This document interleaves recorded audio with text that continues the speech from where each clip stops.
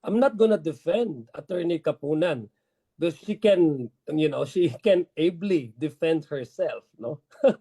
Pero isa lang ang masasabi ko. Kaya ata nila sinisingle out ngayon si Attorney Kapunan kasi talagang magaling siya, no?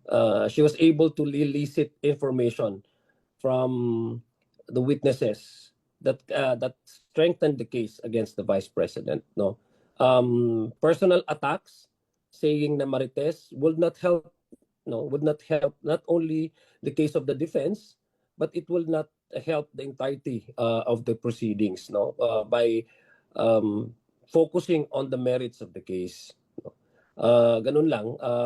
Sa akin lang, kung meron mga ganitong pananalita, mga ad hominem attacks on the personality and how she views individual prosecutors, that's her opinion, but it will not answer the allegations. It will not be